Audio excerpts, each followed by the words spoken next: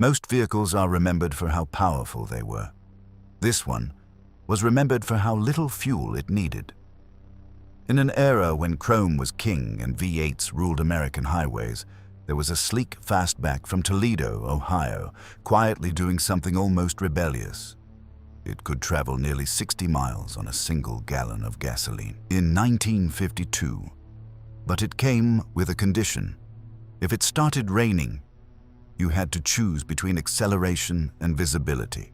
This is the story of the Willys Arrow, a car that proved Detroit could build efficiency when it truly wanted to, and why it almost never did. In 1952, post-war America was booming. Cadillacs returned 10 miles per gallon. Family sedans struggled to reach 15. Bigger meant better, heavier meant prestigious. General Motors controlled nearly half the market. Ford and Chrysler took most of the rest. That left scraps for smaller companies like Willys Overland, a company known not for luxury, but for wartime toughness. They had built over 360,000 military Jeeps during World War II. After the war, they continued producing civilian Jeeps, but by 1950, Jeep sales were declining. Americans wanted comfort, automatic transmissions, style. Willys had limited money, a fraction of what Detroit spent on trim pieces. They couldn't win with size, they couldn't win with power, so they chose a different battlefield. Efficiency, the idea. No one wanted. Chief Engineer Clyde Payton proposed something radical. What if Willys built an American car with European sensibility? Small, light, aerodynamic. The inspiration was clear. The rising popularity of the Volkswagen Beetle proved Americans were curious about economy cars. But Willys wanted to go further. Not just basic transportation, but style with substance. They purchased a fastback design that larger manufacturers had rejected as too unconventional. The result was striking. Smooth roofline, integrated fenders, clean proportions, and a drag coefficient of approximately 0.40, remarkably low for the early 1950s. For comparison, many American sedans of the era exceeded 0.55. The shape wasn't decoration, it was function, obsession with weight. The Willys Arrow weighed roughly 2,400 pounds. A typical Chevrolet of the same year weighed over 3,100. A Buick could exceed 3,500. Willys engineers shaved weight everywhere. Thinner body panels, simpler frame, minimal interior padding, smaller components. They calculated that every 100 pounds saved meant measurable fuel economy gains. Lightness wasn't a compromise, it was strategy. The engine. Under the hood sat a 161 cubic inch inline six, around 68 to 75 horsepower depending on configuration. Not impressive, but power alone doesn't tell the story. That modest output moved a very light car. The torque curve was broad and usable. The gearing prioritized efficiency, and most importantly, an optional overdrive transmission reduced engine speed dramatically at highway cruising. At 60 miles per hour, the engine turned just over 2,000 RPM, far lower than competitors. The result? Independent tests recorded 25 to 30 miles per gallon in city use, 45 to 50 miles per gallon on highways. One carefully monitored economy run exceeded 60 miles per gallon at steady speeds. In 1952, that figure would not be common again in American cars for decades. The cost of saving, $12 now. About those wipers. They were vacuum operated.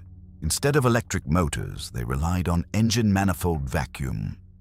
When the throttle opened, vacuum dropped. So did wiper speed. Accelerate hard in rain, and the blades paused mid-swipe. It wasn't a mistake. It was cost control. Electric wipers existed, but they cost $12 more per vehicle. In an era of razor-thin margins, $12 mattered. Owners disagreed. Aftermarket electric conversion kits quickly became common. The irony was painful. Willys saved $12. Customers paid twice that to fix it. Driving experience. Despite its modest power, the Aero drove well for its time.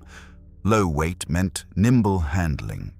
The wheelbase was shorter than most domestic competitors. Steering was deliberate but accurate.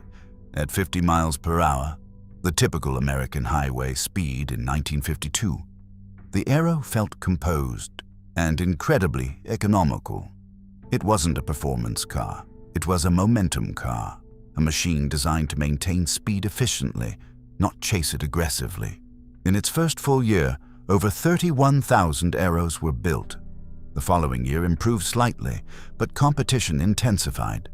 Ford and Chevrolet initiated price wars. Larger cars became cheaper.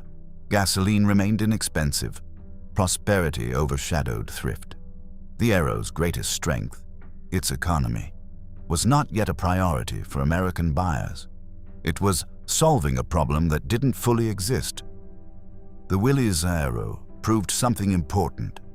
American engineers were fully capable of building aerodynamic, lightweight, fuel-efficient cars long before the oil crises of the 1970s. They simply lacked economic incentive. The Aero anticipated an era that would not arrive for another 20 years. During the 1973 oil crisis, fuel prices spiked. Compact efficiency suddenly mattered. But by then, Willys was gone from the passenger car market. A philosophical reflection. Looking back, the Aero feels almost prophetic. Its 2,400-pound weight embarrasses many modern vehicles. Its 45-plus miles per gallon highway figure rivals contemporary hybrids, all achieved with carburetors, steel, and slide rules. Yet history remembers it for something else entirely. Not its aerodynamics, not its engineering discipline, but its wipers, the component that stopped working when you needed it most. Brilliant efficiency, undermined by one small compromise. It's an uncomfortable metaphor, because sometimes progress isn't defeated by large mistakes. It's undone by tiny ones. Endurance in a different form. The Willys Aero wasn't loud. It didn't dominate sales charts. It didn't reshape the industry overnight. But it quietly demonstrated what was technically possible. Efficiency without exotic materials, economy without surrendering style. It proved restraint could coexist with elegance, even if America wasn't ready to listen. Most vehicles are remembered for how powerful they were. The Willys Aero is remembered for something quieter, for proving that performance can also mean distance, for proving that speed isn't the only measure of achievement, and for reminding us that sometimes the future arrives early, only to be ignored.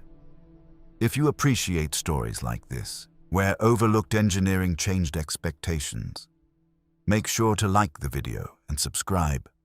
There's always another forgotten chapter waiting to be rediscovered, and when the next story appears on your screen, click on it. Because automotive history is never as simple as horsepower alone.